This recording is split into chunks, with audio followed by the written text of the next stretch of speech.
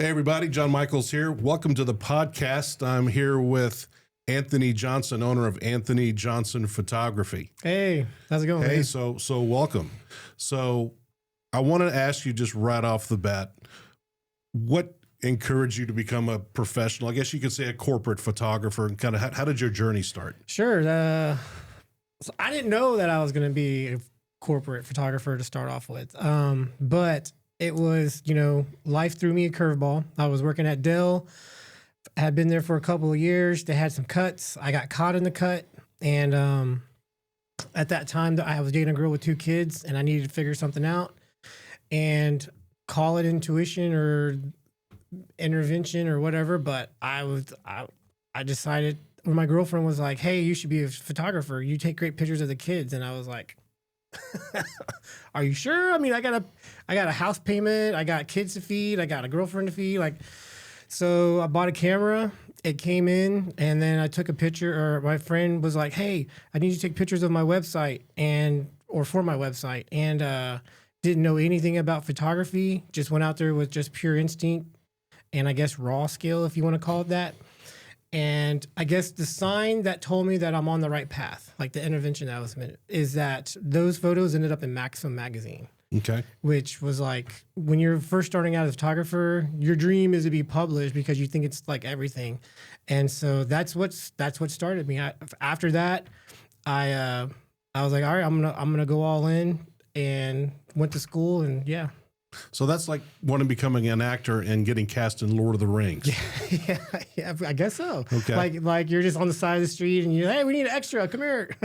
Right. So, wanting to be a photographer, I think, is every kid's dream. I think it's a pretty common thing for especially young people. Yeah. Who want to get started. Is there a technical background that you need? I know you spent some time in the Air Force, which tells me you're smart. Right. And so give a little background on that. On the photography or the Air Force? The Air Force. So the Air Force, so I grew up in a small town. There's literally nothing in there. And I just needed a means to get out. And so graduated high school, signed up for the Air Force, and took off, got stationed over in North Carolina. All of the jobs that were available, I didn't want to do any of them. So I got stuck with supply. And so because I'm very detail oriented and really good with numbers, I scored really high on the ASVAB test for that. And the ASVAB test is what qualifies you on which branch you're going to qualify for. Right. And then depending on which categories you scored the highest in is where they're going to put you in as far as that job. And I scored really good on numbers. And so anyways, I was in the Air Force for a while and grew up fast, to say the least, disciplined. Learn some of the things I still practice today, which is show up early. Every single appointment, I show up early. Even in personal stuff, show up early. And like in the military, they say, hurry up and wait. Like that's the thing. And because for me in business now, I would never, ever want a client to have to wait on me. I'll wait on a client, but I will never have a client wait on me. Right. It's just bad business. So okay, so you got a good foundation. Any photography in the Air Force? Was this something after you got out of service? No, it was actually after. But what's interesting is before I got into the Air Force, because my parents divorced when I was 6, so I was bouncing back and forth between parents, which was tough. So I was in a different school every year, and I moved all across the country. And but anyways, in my junior year, I was in Portland, Oregon, and they actually had a photography class. So this is going to date me, but they actually had a dark room. So where we take photos with film, and we would go and develop that film in a dark room, which was really cool. So that was my first taste of photography. I loved it. And after the military, when I got out of the Air Force, I wanted to pursue photography, but I never, because it's so expensive to get into. I didn't have the extra money to just buy like an $800, $1,500 camera. And so I never did it. It wasn't until, which I mentioned earlier, where I just took a leap of faith and I did it. And then, yeah. Well, I remember as a kid, we would roll up to the Kodak little houses. They were in the form of a little house in the parking lots of the malls. You drop off your rolls. You come back the next day and pick them up. Okay, well, you talked about how you got started. You were working for Dell and got involved in a layoff, et cetera. So, what was the next step after that? Let's really get into how you developed your portfolio and your brand. Yeah. So, like I said, I took a leap of faith and then got a sign from above that this is what I should do. So at that time, my girlfriend was supporting me. She was like my main cheerleader, like, you can do this kind of thing. And I really didn't have any options not to do it because there was really no money coming. I mean, she had a job and she was paying, but I as a man of the house, I needed to step it up. So anyways, I took a summer course just to get the basics. So I learned a little bit about a lot of things, and that helped. That kind of set a little bit of a foundation, and it even strengthened my confirmation that this is the right path. And so, because I fell in love with it. And one of the things that I learned from those teachers was they said, shoot everything, like photograph everything, like every subject, real estate, people, like everything. And whatever you gravitate towards, that's what you should focus on. Whatever you don't like shooting, then you obviously don't do that. Mm-hmm. And for me, what I gravitated more towards in the very beginning was with people. And so I started gravitating, like, again, we had kids, so I would photograph the kids, did a lot of portraiture stuff. And then I really enjoyed photographing like birthday parties and events. And then I started photographing models. That's where it got kind of weird because the girlfriend didn't like me hanging out with models, even though I was trying to like strengthen my my brand and my skills. She didn't feel comfortable, so I brought her on to every photo shoot just to make sure that, I mean, I wasn't doing anything wrong. Because the moment that you mess up with a model, especially in today's... You get a reputation. Oh, man. So, and like, this was my livelihood. Like, I'm not going to have like a bad rap. So anyways, long story short, she didn't like it. And eventually, even though she was the one that told me that I should do photography, she also, which this is a sad part, she also gave me the ultimatum, like, either quit photography or I'm leaving you kind of thing, which sucked. But once we split, because I found my passion, like, I absolutely love photography. I mean, I loved her and I loved the kids, but photography. No, I tell you what, as a quick side story, I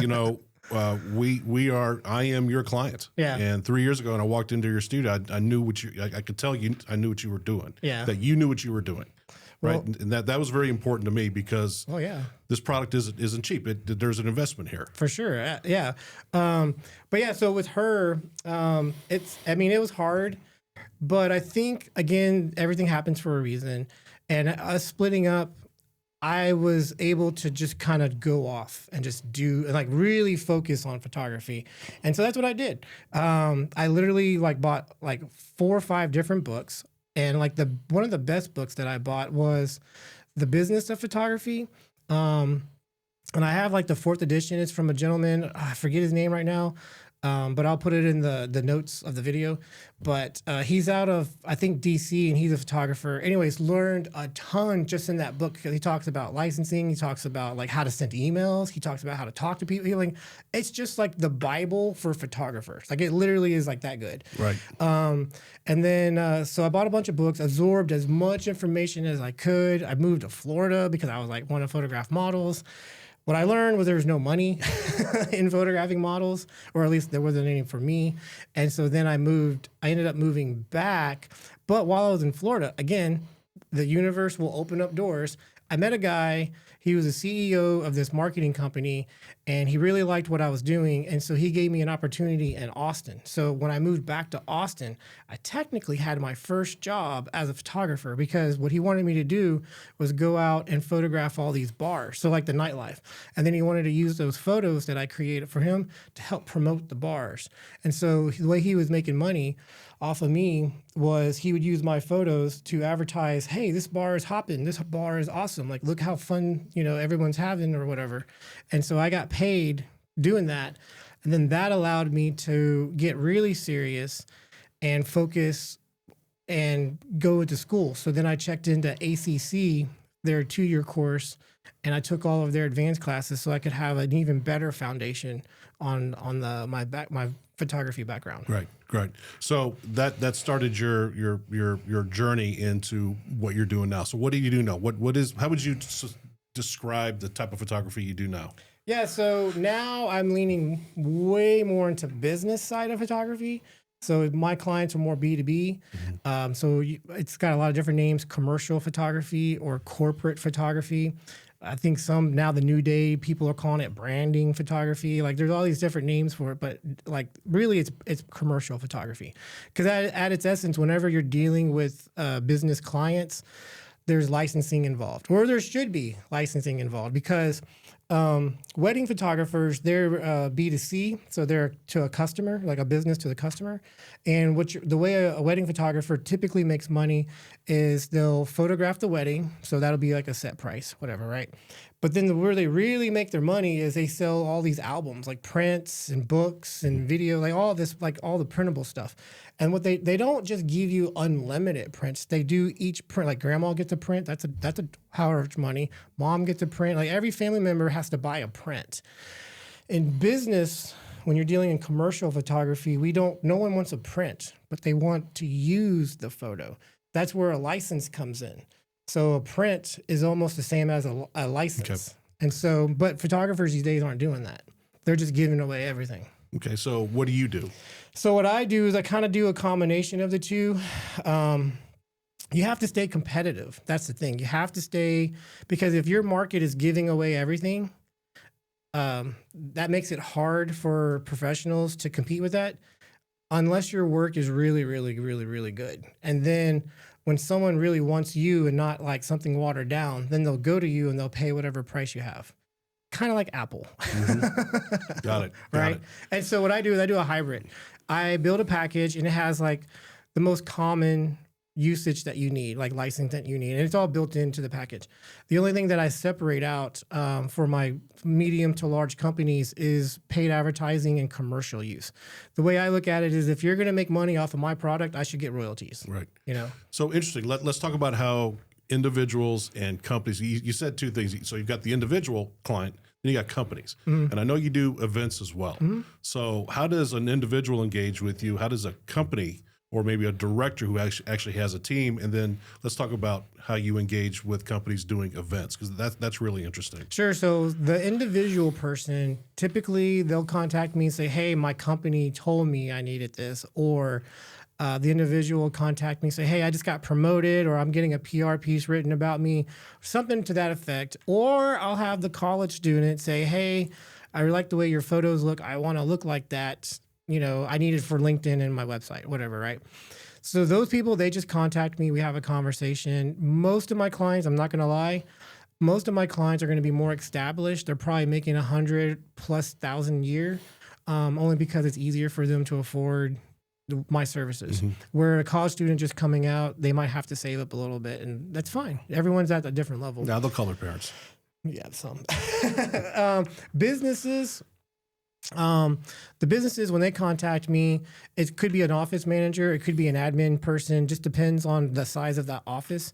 But they'll contact me and they'll just kind of tell me what they're looking for. Hey, we need a couple headshots for new team members, or we have some remote employees that we need to update their headshots. So it'll just be a conversation with that office personnel. And then from there, typical stuff, you need to have your Is it W-9, W-2? I forget all the time. But you get your tax forms in order. Mm-hmm. They pay a retainer fee, so that books the time and the slot. Gotcha. And then I do the project, and then they're done. And that process is pretty much similar for even events. You know, for events, they'll contact me and say, hey, we have an event coming up. Typically, I ask for budget, and almost 9 out of 10 times, the person is like, we're just shopping around. Like, if you could just tell me your budget, right, I can tell you if you're qualified or not, or I can tell you which services are going to fit best or whatever. I mean, just come with the budget. No, good to know. So, being a business owner, we know every customer that comes to Anthony Johnson Photography is the perfect customer. They're just a delight to work with. But do you have any interesting stories of someone that had a request about what they wanted? Was this kind of out of bounds? So I had this really interesting request just last week. So, and it's kind of scary for photographers, I guess, but. So this lady contacted me and she's like, hey, we need 15 headshots per person, 400 people. And I was like, okay, I could do that. How many days do you need this done in? And do you need multiple photographers? And she's like, we need one photographer. Oh, and you need to use our gear and our lighting, and we want to own the photos and you can't use them. So essentially she's saying that she needs a photographer to take photos. It's kind of like a work for hire. And do you know what that means, work for hire? No. So work for hire is where it's okay. So generally when a photographer is hired, and if anybody, they take a photo, by law, that photo becomes an intellectual property, a piece of an IP for that person. When you do, and so you have all these rights that protect you, because now it's like if I wrote a song or if I wrote software and published software, right? So now I have an IP. A work for hire takes that all away. So it transfers the copyright to you. So now instead of Bill Gates owning Microsoft and all the software that they have, Right. they just gave it away to Apple. Now Apple owns all the software, right? Okay. It's kind of like one of those. So anyways, so she contacts me. She says it's a work for hire. And I was like, okay, so this is going to cost a lot more than normal since I can't use the photos. So then the interesting question, and every photographer should ask this, what are the photos for? Right? Because this is where when you're photographing somebody, you need to know the intention so that way you can craft it. Got it. That makes sense. You're right. She said, we need these photos for training our AI. And I was like, whoa. So you're essentially wanting me to train your AI with my photos so that way you don't have to hire me in the future to take photos? That's what it sounds like. Was that what they wanted? Basically. Okay. She didn't directly say yes, that's exactly it. But she was like, well, I can see where that could be a conflict, is what she said. Right. So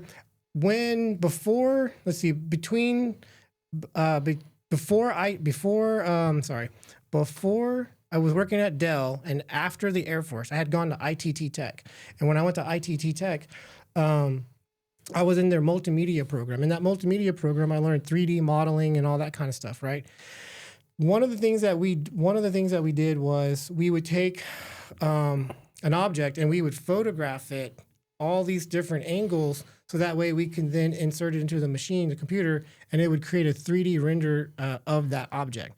So I think what they were wanting to do was they were wanting to create AI 3D models or 3D models of their staff, so that way they could then make videos or whatever content down the road. Right. Avatars. Avatars, yeah. 3D avatars is what I think they were wanting to do. Okay. And so, it was a pretty interesting request. Well, the whole AI and new tech and everything that's happened, especially this year, that we'll get to that in another episode. Sure. But kind of as we wrap up here, what advice would you have for whether a young kid or someone going into retirement, wants to start a new career, who wants to do what you do? What are some of the steps you advise them to take? Sure. So the number one thing that I would tell anybody starting that's really passionate about doing anything, don't give up.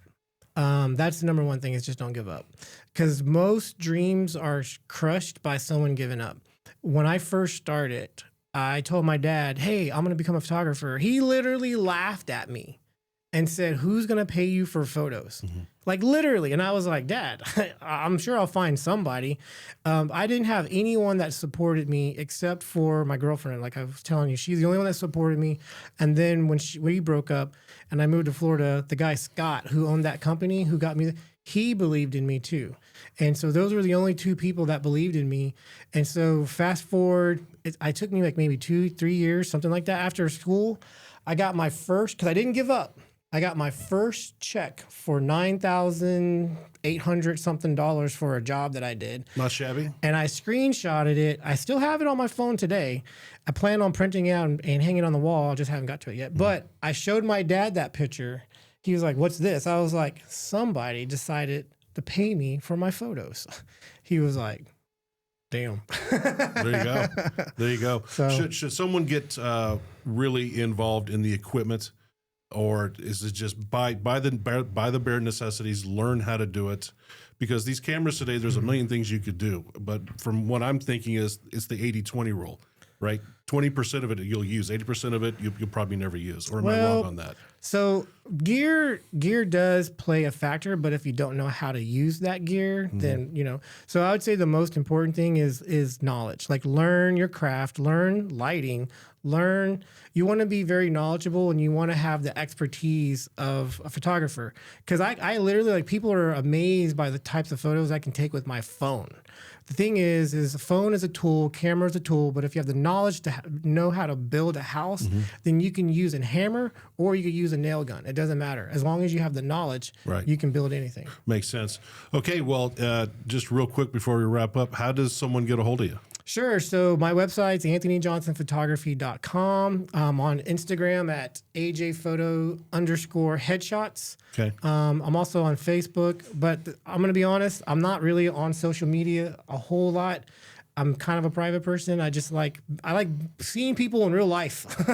Right. But that's how you can find me. You can contact me on my website. You can email me, call me, whatever. I'll reach out. So, well, this has been a fantastic podcast. So everybody out there, you know exactly where to go when you need a professional headshot done. Yes, sir. Thank you very much for having me. Thank you.